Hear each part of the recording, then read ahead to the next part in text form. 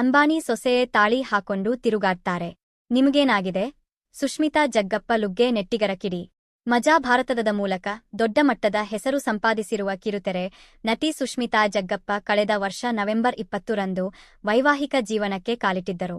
ಬಿಳಿ ಬಣ್ಣದ ಡ್ರೆಸ್ನಲ್ಲಿ ಬಂದಿದ್ದ ಸುಷ್ಮಿತಾ ಜಗ್ಗಪ್ಪ ಅವರ ಕುತ್ತಿಗೆಯಲ್ಲಿ ತಾಳಿ ಇದ್ದಿರಲಿಲ್ಲ. ಇತ್ತೀಚೆಗೆ ವಿವಾಹವಾದ ಅಂಬಾನಿ ಸೊಸೆಯೇ ಕತ್ತಲ್ಲಿ ತಾಳಿ ಹಾಕಿಕೊಂಡು ತಿರುಗಾಡುವಾಗ ನಿಮಗೆಲ್ಲ ಏನಾಗಿದೆ ಎಂದು ಯೂಸರ್ ಒಬ್ಬರು ಕಾಮೆಂಟ್ ಮಾಡಿದ್ದಾರೆ. ಇನ್ನು ಕೆಲವರು ಆದಷ್ಟು ಬೇಗ ನಿಮ್ಮಿಬ್ಬರ ಡೈವರ್ಸ್ ಆಗಲಿ ಎಂದು ಅಪಶಕುನ ನುಡಿದಿದ್ದಾರೆ. ಇವರಿಗೆಲ್ಲ ಸ್ವಲ್ಪ ಬೆಳೆದರೆ ಸಾಕು, ತಾಳಿ ಏನೂ ಬೇಕಿಲ್ಲ, ಬರೀ ಶೋಕಿ ಅಷ್ಟೇ, ಮದ್ವೆ ಅಂದ್ರೆ ಕಾಟಾಚಾರ ಎಂದು ಕಾಮೆಂಟ್ ಮಾಡಿದ್ದಾರೆ.